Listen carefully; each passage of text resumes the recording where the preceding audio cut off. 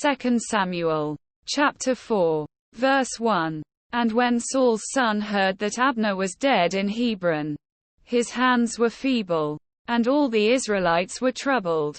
Verse 2. And Saul's son had 2 men that were captains of bands. The name of the one was Baanah, and the name of the other Rechab. The sons of Rimmon a Beerothite, of the children of Benjamin. For Beeroth also was reckoned to Benjamin. Verse 3. And the Beerothites fled to Gittim, and were sojourners there until this day. Verse 4. And Jonathan, Saul's son, had a son that was lame of his feet. He was 5 years old when the tidings came of Saul and Jonathan out of Jezreel. And his nurse took him up, and fled. And it came to pass, as she made haste to flee, that he fell, and became lame. And his name was Mephibosheth. Verse 5.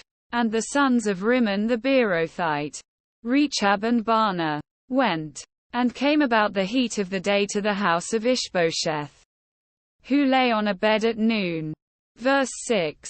And they came thither into the midst of the house, as though they would have fetched wheat. And they smote him under the 5th rib. And Rechab and Baanah his brother escaped. Verse 7. For when they came into the house, he lay on his bed in his bedchamber. And they smote him, and slew him, and beheaded him, and took his head, and gat them away through the plain all night.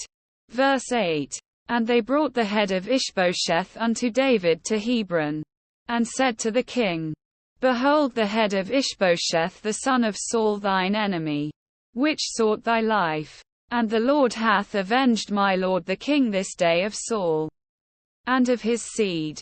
Verse 9. And David answered Rechab and Baanah his brother, the sons of Rimmon the Beerothite, and said unto them, As the Lord liveth, who hath redeemed my soul out of all adversity.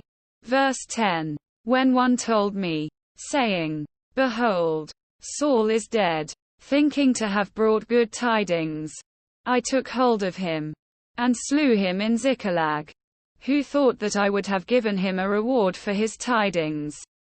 Verse 11. How much more, when wicked men have slain a righteous person in his own house upon his bed?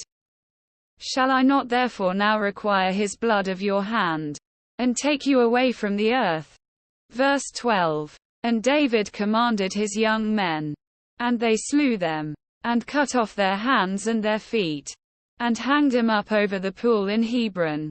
But they took the head of Ishbosheth, and buried it in the sepulchre of Abner in Hebron.